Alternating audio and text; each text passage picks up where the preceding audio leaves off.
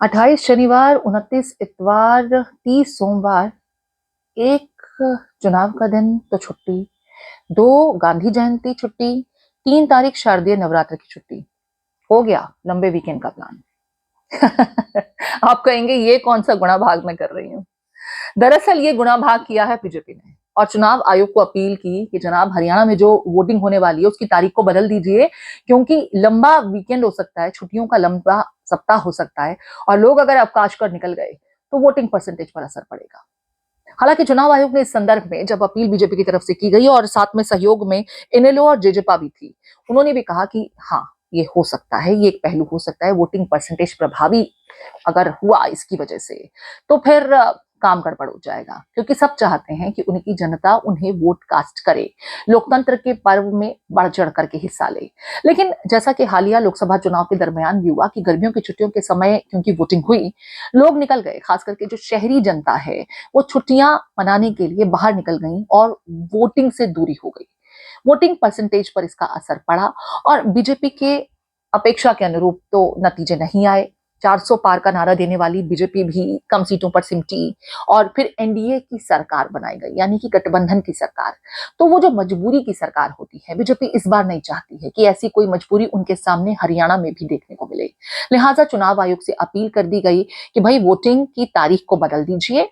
1 अक्टूबर को वोटिंग नहीं होनी चाहिए, क्योंकि 28, 29 शनिवार इतवार और 30 तारीख जो है वो सोमवार जरूर है, लेकिन फिर 1 तारीख को वोटिंग की छुट्टी, 2 तारीख को गांधी जयंती की छुट्टी और 3 तारीख को शारदीय नवरात्र की छुट्टी। इसके चलते लोग आएंगे नहीं, छुट्टियां मनाने निकल जाएंगे, वोटिंग परसेंटेज प्रभावित होगा।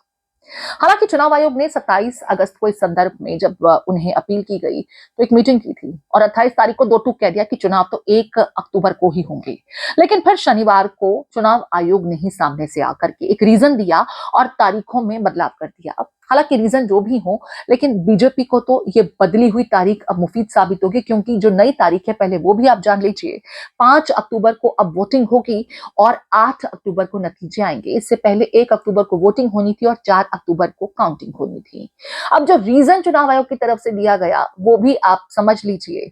चुनाव आयोग ने बताया कि क्योंकि हरियाणा में बिश्नोई समाज को मानने वाले, बिश्नोई समाज से बहुत सारे लोग आते हैं जो अपने गुरु जंबेश्वर के लिए खास तौर पर एक आयोजन होता है, वार्षिक उत्सव जिसे कहा जाता है, जिसके लिए राजस्थान के दौरे पर रहते हैं। बीकानेर में इस वार्षिक उत्सव का आयोजन किया जाता है। तो अगर ऐसा हुआ तो हिसार इत्यादि, सिरसा, हिसार, जहां पर बिश्नोई समाज के लोग ज्यादा संख्या में हैं, ये लोग चले जाएंगे राजस्थान और फिर वोटिंग नहीं कर पाएंगे। तो क्योंकि एक बड़ी तादाद है जनता की, लिहाजा वो वोट कास्ट करे, तारीखों को फिर से रिशेड्यूल किया गया है और अब 5 अक्टूबर को होगी वोटिंग और 8 अक्टूबर को आएंगे नतीजे।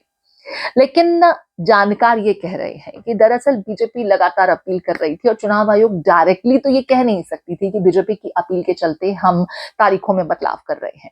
बीजेपी जो हर एक कदम फूंक फूंक कर रख रही है, वो चाहती नहीं थी कि चुनावों की तारीख में इस बार वो गलती हो जो लोकसभा चुनाव के दरमियान हुई। लिहाजा उनकी तरफ से लगातार जो है ये अपील की जा रही थी कि भाई तारीखों को बदल दीजिए और आखिरकार चुनाव आयोग ने तारीखों को बदल दिया है, कारण हालांकि कुछ और दिए गए। तो आपको क्या लगता है कि क्या वाकई बीजेपी ने जो अपील की है उसके मुताबिक इस पूरे मामले को, तारीखों को जिस तरीके से बदला गया है, वो बीजेपी की वजह से हुआ या कुछ और? इसको लेकर के आपकी क्या राय है, कमेंट में जरूर बताइएगा, इंतजार रहेगा। शुभ रात्रि।